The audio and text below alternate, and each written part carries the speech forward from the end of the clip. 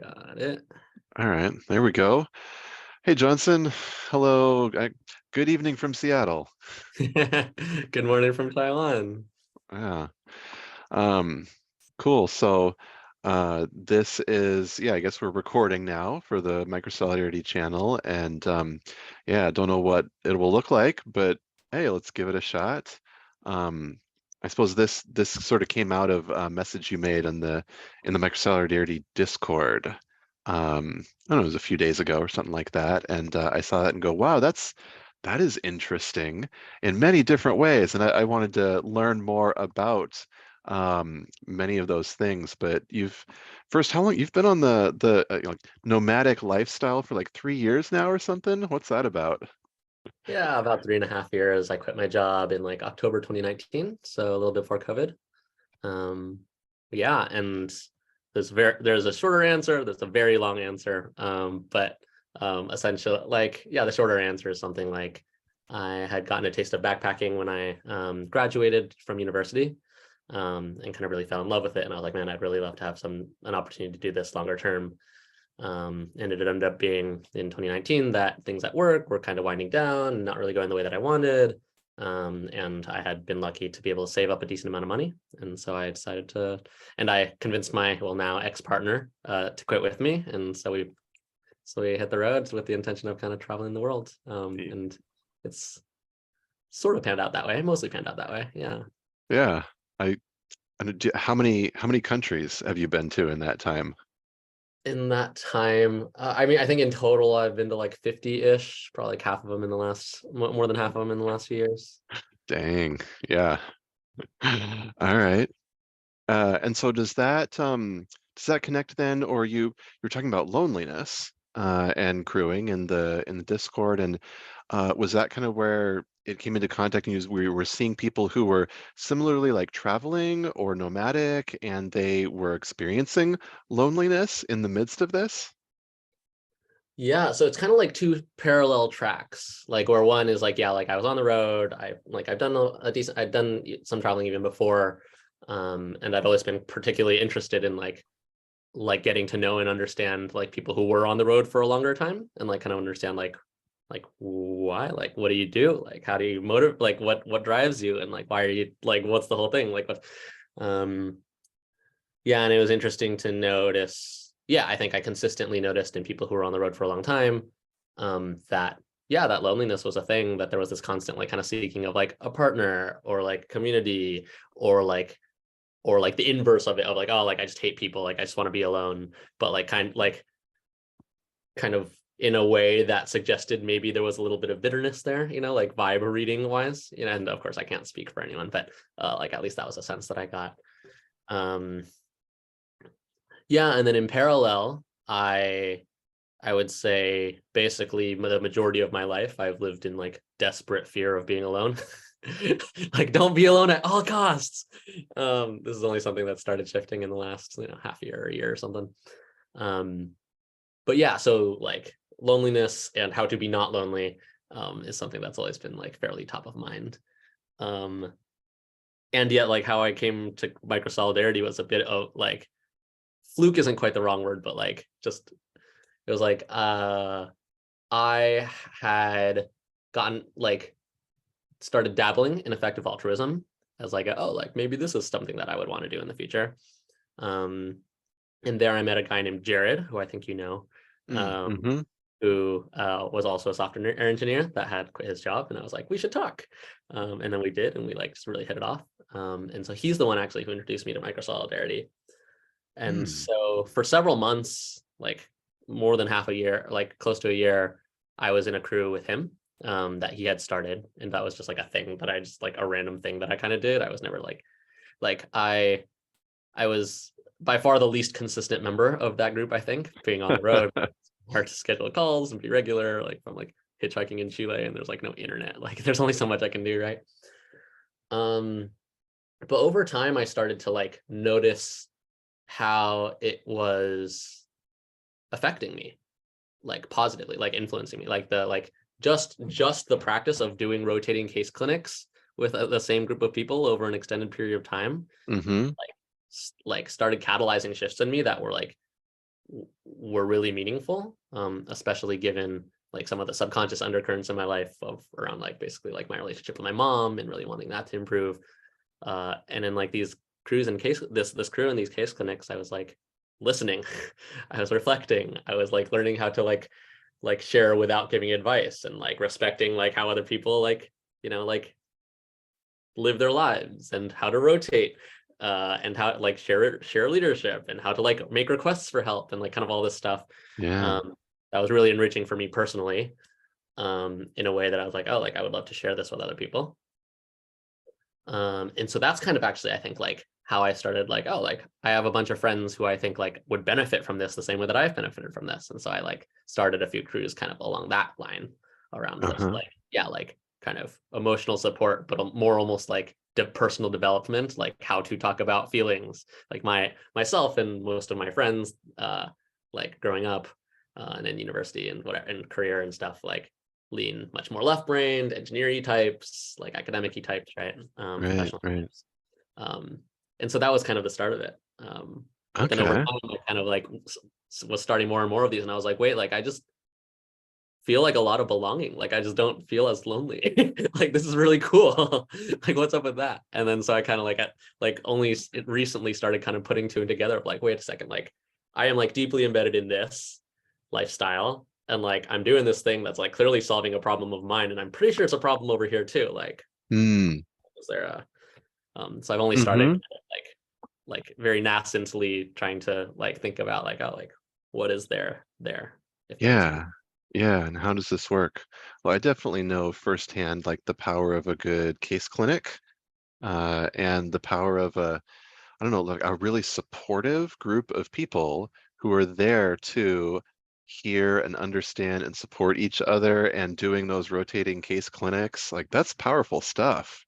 That can be really transformative. So So so you did that one and you thought, oh, this is great. Okay, I'm going to start a few more of these crews. So you invited a bunch of friends into a couple other, and were those kind of like structured, and they knew what they were getting into, kind of structured invite, or you as the caller inviting into those crews, or was it more casual?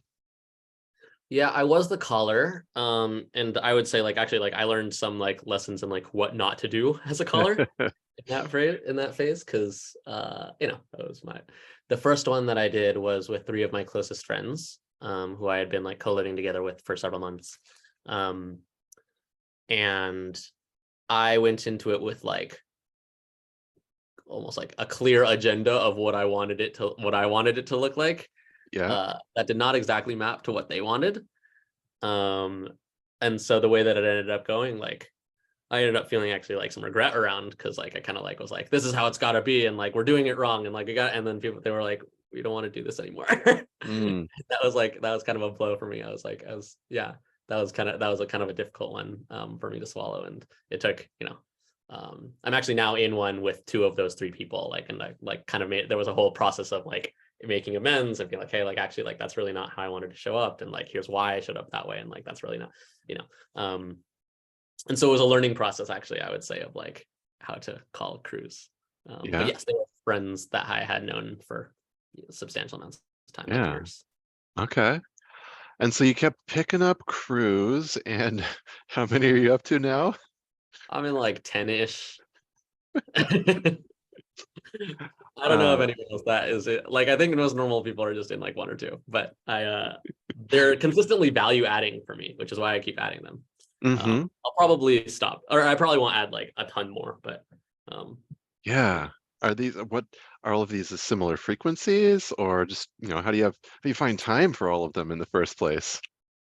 yeah, well, not having a job helps. So I have time. I'm not having it. Mm-hmm. Mm-hmm. And then yeah, they kind of vary. Different ones are in different level. Like it's they're all different. Like the makeups of them are different. They vary from like one is a group of my three closest friends from middle school. One that's new is I spent 2 months in Bali like a few months ago, and there was a kind of crew of people that kind of coalesced there. And so like we have one that just recently started. I have one from like when I was living in Lisbon. I have one that's oriented around like working on our relationships with our parents. Mm. one with kind of like loosely former coworker affiliated people. So there's like all these different kind of Yeah. like Yeah. groups, constellations of them and from different places. Oh, And they're yeah. in different like parts of the life cycle, I would say. Like some of them Mm-hmm. are like going really strong, some of them are like at the early start, some of them are kind of like tapering off, some of them are kind of like doing a little soul searching of like what does this actually want to be, if anything. Um, yeah, so Yeah. they're all, I would say they're all different.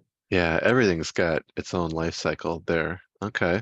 So are these so you and cruise and loneliness, are these does it feel mostly like, oh, you're just too busy with all of these to feel loneliness, or are they what are they touching inside of you, or how are they touching that, you notice some sort of absence of loneliness, and I don't know, what are the some of the qualities of that? Yeah. Um, the way that I think about loneliness is like maybe like a differentiation between like, I don't know, say loneliness and solitude, where I think for me the difference is like choice. Like Uh-huh. if I'm alone because I want to be alone, or because like solitude, like that's not loneliness, that's desired. If I'm Mm-hmm. alone because like actually what I would really like is to have like contact, company, connection, and I can't get it. Like that's what feels like loneliness to me. Um, and I think there's something important and valuable in like inhabiting that space anyways, and like letting myself sit with loneliness and be like, yeah, like on some fundamental level, like I am alone no matter how I cut it, As we all are. as we all are. And like when we can be in connection with people, that's a beautiful thing.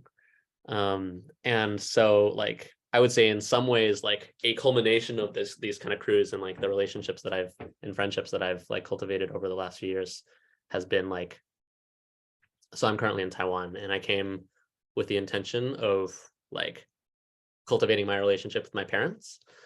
Um, and like for the first time in my life, that's been going well. And that's like, and so that's been like really like low key, like extremely like a huge deal for me. But as part of that, when I first got here, I was like, well, I know that like interacting with my mom often is like quite triggering for me. And what I like would my plan A, what I would like my plan A to be when that happens is to like notice and then exit the situation and then call a friend, like to get some Mm. support, like to like Mm. self-connect and calm down and whatever. Um, Mm-hmm. and so I was like, oh, like what if I made just like a WhatsApp group of friends that like have consented to like me just being like, hey, just at like inquiring if someone's free, for some to like offer some support. And obviously like no obligation, but if you happen to be free, just yeah. And you want to offer, then offer. And so it started like I messaged a bunch of people and pretty much everyone said yes. Uh, and so I now have this WhatsApp group of like 35 close friends, many of whom are like Wow. sourced on these crews or like similar spaces that like I can message in this group and like based on the historical data, like all but one time within 5 minutes, someone was like, hey, yeah, I'm free, let's talk. Um, and that's been that's been incredible also. There's a sense of That's like, quite the posse there. yeah, like someone was like, this isn't a support group, this is a support legion. And I was like, yeah, it is a support legion. Like, and it's like fucking incredible, it's like there's this feeling of like, yeah, like support, like I have like that, yeah, that I haven't had before. And there's a sense, and to bring it back to the loneliness point, is this sense of like, if I want or need connection, like I can get it. Like it's there. Like I have these people in my life who I care about and who care about me. And like I can be not alone if that's what I really want and need. And so uh I'm empowered to like step into whatever degree of loneliness or solitude that I find appropriate. Mm-hmm. Yeah. Yeah, it's quite the, I mean, it's just a constant dance, isn't it? Our relationship with ourselves, relationship with others, and I mean, yeah, learning to lean on ourselves, and learning, navigating solitude and exploring our own inner spaces. But then also like having friends and supports and being able to reach out and um I don't know, almost like nervous system co-regulation was some of the like the vibe I got of like, ooh, I'm all riled up. Let me call somebody and just like, kind of I don't know, echo some energy back and forth, and kind of attune to a bit of a different wavelength there. and that can be great and restabilizing and supporting. And so that I'm just kind of happy for you hearing that and hearing that you've got this Legion posse set up there. So all these people said, said yes, and they're responding, within 5 minutes to your invitations. This sounds pretty like rare, honestly. Like we don't do this configuration much, but people I am like in my experience, people are usually pretty like interested or willing, or maybe they're tentative, but they're like, interested in it. And why do you like, I don't know, what have you learned around like uh, calling, or maybe even just like the permission structures of how do we give ourselves permission to support each other or to make these crews or these arrangements, or yeah, anything on that front? Yeah. Yeah. I mean, yeah, since I started it, I've been saying like, I think everyone should have one of these. This is incredible. Like, Right, why does right. everyone have a support legion? Mm-hmm. And of course, there's a lot of reasons why, but I would love to change those reasons. Like, and yeah, some of my observations is that, yeah, I mean, I think even a year, like, yeah, certainly a year ago, I don't know how long ago, but a lot I think had to change and develop and shift in me to be someone that was willing and able to create this group. Hmm. Um, and yeah, I think um, for a lot of different forces, societally and personal history wise, yeah, like it's hard to ask for help. Right. Like, and in the professional setting, in like modernity, in like atomization, like whatever like trend you want to point to. Yeah, there's like that, like the act of requesting help, in my experience, is quite difficult. Was really difficult for me to like start to become more comfortable with, and I observe being quite difficult for other people also. Um, and so I think that's a really beautiful part of crewing, where like crewing to me feels like one of like it's like the first it feels like the first step towards requesting help, which is like having kind of the cart like here's our time, like someone's gotta go, like do you want to share this week, like someone's got to share this week, like come on, like share a bit, right? And one of the kind of magical moments that I notice happening in crews sometimes, like crews that will last, is that like there's a shift that'll happen from like pulling teeth of like who will share a case this week to someone being like, hey, like I'd love to go next week. Right. And then that's kind of like that kind of signifies the shift from like needing to be dragged to like share what's on someone's what's troubling someone, to like, oh, like this is really valuable, and like actually like I want to like take advantage of this, like asking Right. for help and getting help, like incredible. Right. I'm hearing that as a social structure being erected in people's minds. The scaffolding, the structure, like, oh, this is what we're doing, regularly. And so it's not, everybody's hangups about like, oh, is it, am I the most in need of help, or I don't want to take up space, or, all of those reasons. Like, no, there's a space here, and we're here to fill it.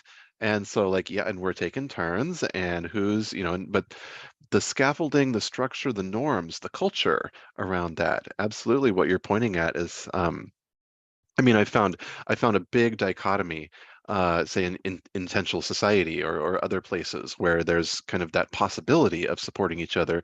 People love to help, and they don't love to ask for help, or they think maybe they don't deserve help, or they don't, aren't the most in need of help or whatever. But there's this real asymmetry there of so many people like it feels good to help, and we love to help people, and like it really just lights us up, and it's so meaningful and rewarding.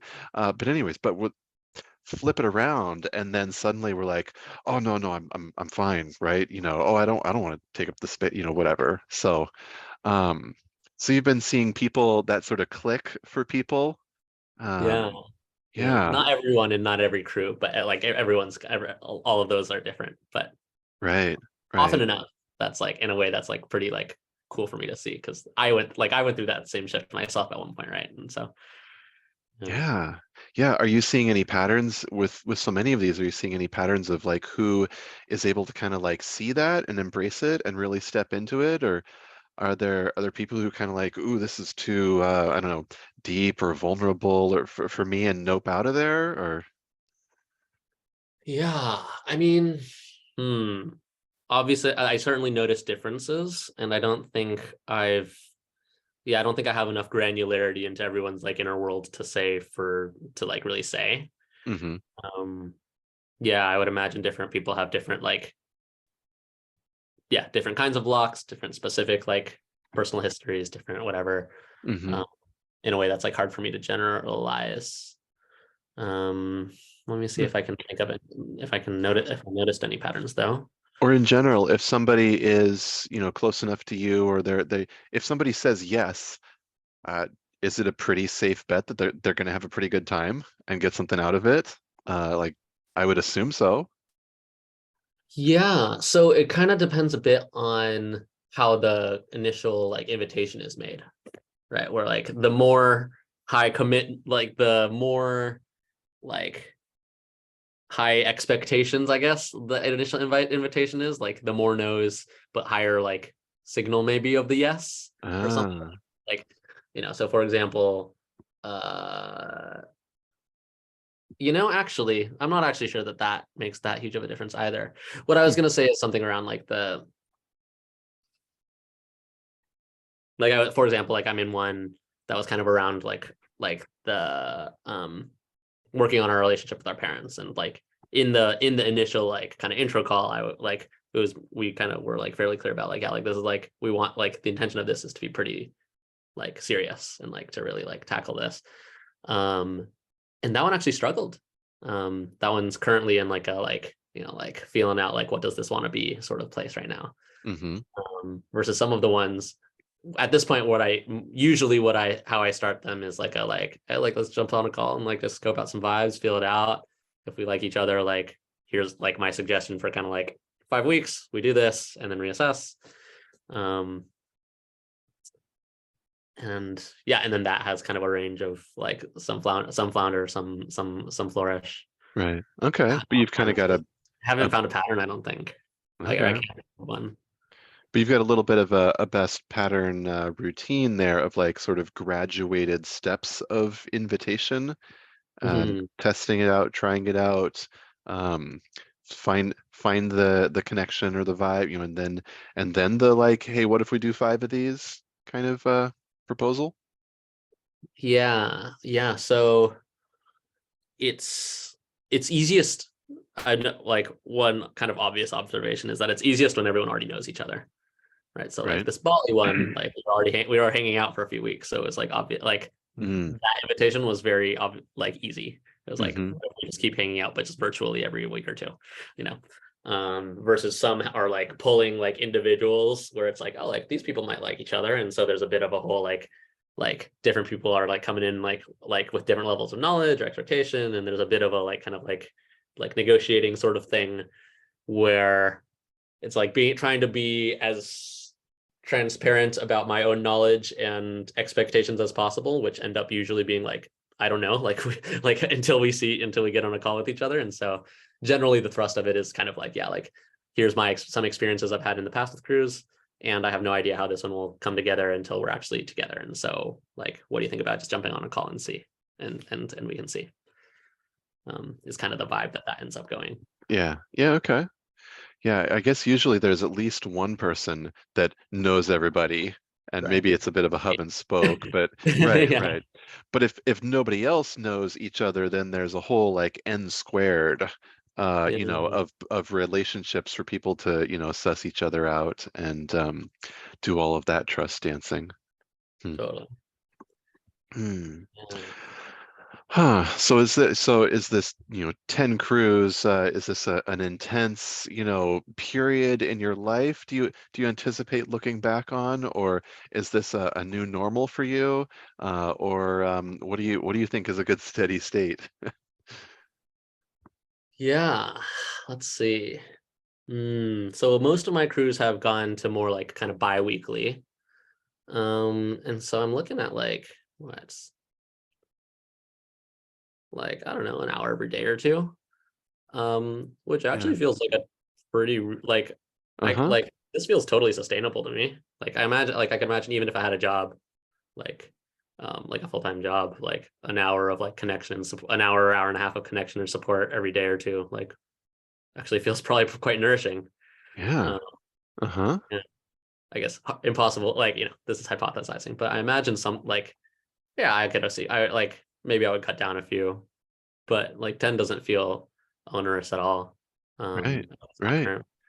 Yeah, I mean, and how many people, like when they truly have spaciousness in their life, how many people might meditate for an hour in a Mm. day, or play piano for an hour, or go for a walk in the woods for an hour? And you know, there's all these solo ways of like refreshing and renewing ourselves, and that I mean, that sounds pretty optimal to me too, of like, you know, yeah, I'd kind of love to have like an hour in, you know, mutually self-aware and refreshing, you know, connection with human beings in some way, uh, every day or so.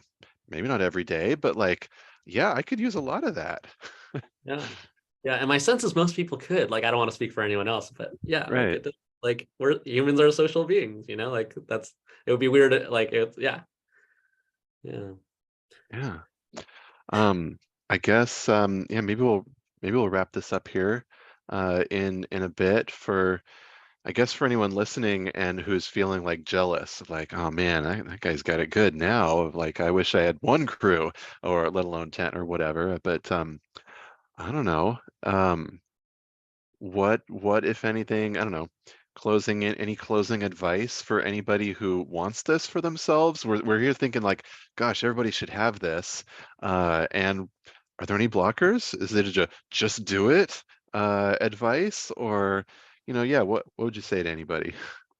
Yeah. I don't know. I guess depends on each person, but yeah, I mean, I find like the just do it advice like works for me because it's easy for me to just do it. But I think for most people, like I think generally just do it is not very helpful. Like, because if it was simple, like you would just do it, Right. Um, but yeah, I think uh like yeah, like kind of baby steps tends to be a good approach to a lot of things of like marginally like maybe like could start with I don't know like your closest like the person or two closest in your life and like maybe just develop like a dyadic relationship of like oh like maybe this time when I see them I'll share a problem and see how that goes Mm-hmm.